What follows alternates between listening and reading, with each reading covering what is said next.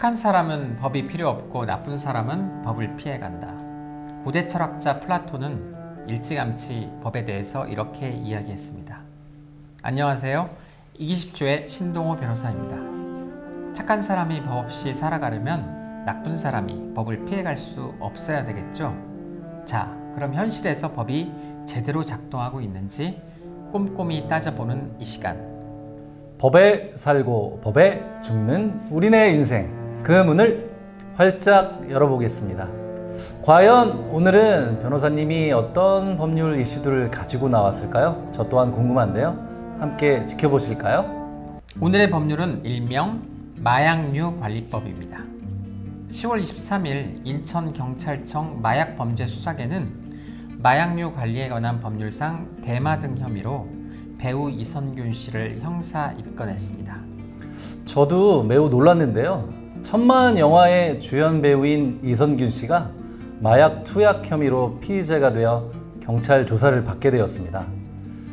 경찰은 지난달 서울 강남 모 유흥업소에서 마약이 유통된다는 첩보를 입수했고, 수사 과정에서 이 씨를 포함한 총 8명의 마약 투약 정황을 인지했습니다.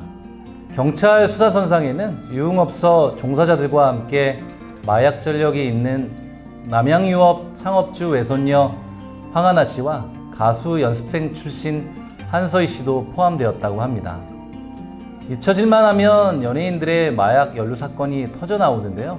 그간 누가 마약에 연루되어 어떤 처벌을 받았는지 한번 살펴볼까요? 2020년 이유를 살펴보겠습니다. 첫 번째, 하정우 배우. 믿고 보는 배우 하정우 씨가 2020년 프로포폴 불법 투약을 하여 사람들은 놀라움을 금치 못했는데요. 그가 2019년 1월부터 9월까지 서울 강남구 한 성형외과에서 프로포폴을 19회에 걸쳐 불법 투약했음이 인정되었습니다. 하정우 배우 측은 피부과 시술 도중 수면 마취를 목적으로 약물을 투약한 것이라고 해명했으나 법원은 그에게 3천만 원의 벌금형을 선고했습니다. 혐의를 부인하던 하정우는 결국 항소를 포기했고 깊이 반성한다라고 머리를 숙였습니다. 한동안 자숙하던 하정우 씨는 수리남을 통해 2년 만에 다시 복귀를 했습니다. 두 번째, 돈 스파이크 씨. 마약류 매수 투약 소지 혐의로 기소된 래퍼 돈 스파이크 씨가 있습니다.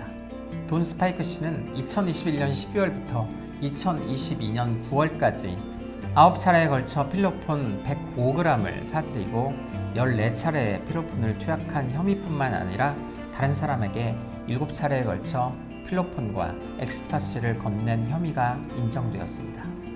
첫 재판에서는 집행유예를 선고받은 돈 스파이크 씨에게 항소심 재판부는 원심을 파기하고 징역 2년을 선고하였습니다. 그는 약물 중독 재활 프로그램 80시간을 이수해야 하고 추징금 3,985만 원도 내야 합니다. 그리고 여러분도 잘 아시는 배우 유아인도 여기에 포함되어 있죠? 네, 유아인 씨가 수사 선상에 걸려든 정황은 다음과 같습니다. 2022년 식품의약품안전처는 마약류 통합 관리 시스템에서 이상 징후를 보인 51명을 경찰에 수사 의뢰했고, 이에 따라 경찰 수사가 진행되면서 유아인 씨가 포착이 되었습니다. 유아인 씨는 프로포폴을 200회 약 5억 원어치를 상습 투약한 것으로 확인이 되었습니다. 그리고 이후 서울경찰청 마약범죄수사대의 마약간이검사에서 대마초우 주성분인 테트라하이드로칸 나비놀 양성 반응이 확인되었습니다. 즉 대마초를 피운 것이죠. 더불어 케타민, 코카인 성분도 검출이 되어 큰 충격을 주었습니다. 2023년 5월 22일 서울 마약수사대는 유아인 씨에 대하여 증거인멸 우려와 혐의 부인을 근거로 구속영장을 청구했으나 혐의를 인정하고 도주 우려가 적다는 이유로 영장은 기각되었습니다. 유아인 씨는 프로포폴과 대마초 두 가지에 대해서는 혐의를 인정했는데요. 그 이외의 약물에 대해서는 혐의를 부인하고 있습니다. 정부는 마약과의 전쟁을 선포한 가운데 반성 의지가 있는 초범인 유아인 씨가 어떤 처벌을 받을지 모두들 궁금해하고 있습니다. 올 상반기는 유아인 씨가 마약류 관리법 위반으로 기소가 되었고, 올 하반기는 이선균 씨가 마약과 관련하여 피의자인데요. 마약류 관리법에 대해서 간략하게 설명을 해주시고 또 법에서는 마약류를 어떻게 분류하고 있는지도 같이 설명해 주시죠. 마약과 약물이 여러 가지이다 보니 사실 좀 저도 헷갈리거든요. 네, 마약류 관리에 관한 법률 약칭 마약관리법 제1조의 목적을 보면 이 법은 마약, 향정신성 약품, 대마 및 원료 물질의 취급 관리를 적정하게 함으로써 그 오용 또는 남용으로 인한 보건상의 위해를 방지하여 국민 보건 향상에 이바지함을 목적으로 한다. 이렇게 규정이 되었습니다. 즉 마약류를 세 가지로 구분하고 있죠. 마약, 향정신성 의약품, 그리고 대마입니다. 첫 번째, 마약에 대해서 조금 더 들여다보겠습니다.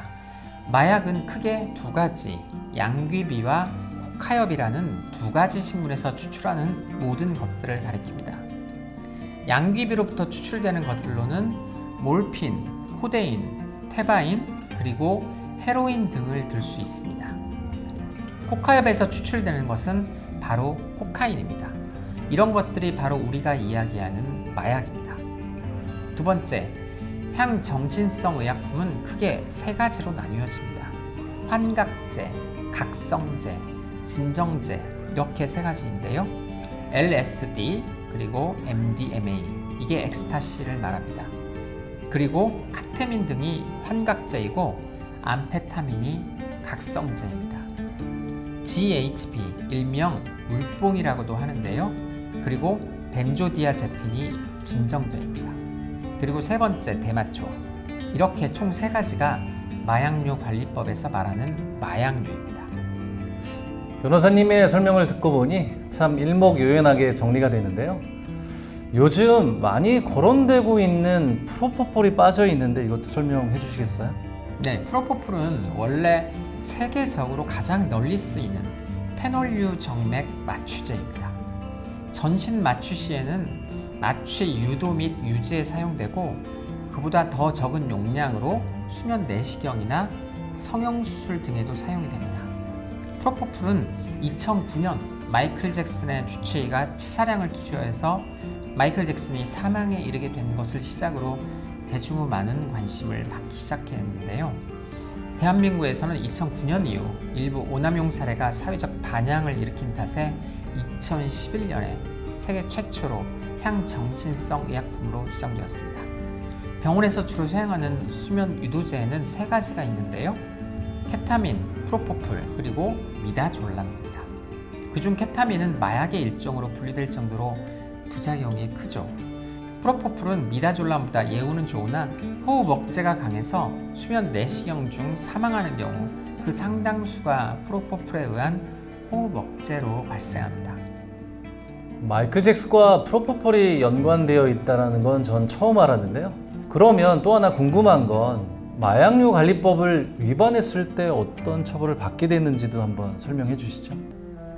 마약류 관련 혐의는 그 마약류의 종류에 따라서 또 마약류를 단순 투약 및 소지한 것인지 아니면 매매와 알선, 수출입과 제조를 한 것인지 어떤 범위에 속해 있느냐에 따라 수사 방향과 처벌 수위가 달라집니다.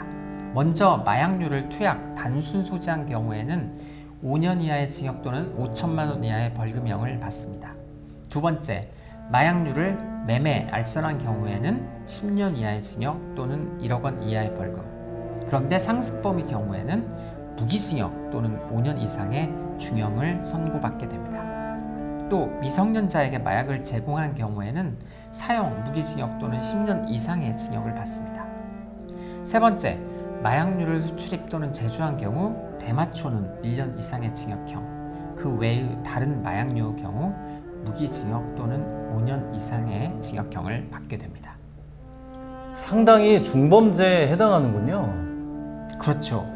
한 가지 더 유의할 점은 특히 마약 사건에 연루되면 단순 투약 소지만 했음에도 피의자의 태도, 진술에 따라서는 알선 혐의도 추가될 수 있다는 점입니다. 그래서 무조건 혐의를 부인하기보다는 수사기관에 협조하면서 현명한 대응을 해야 할 것입니다. 아하, 명쾌한 설명. 여러분들도 많이 도움이 되셨으리라 생각합니다.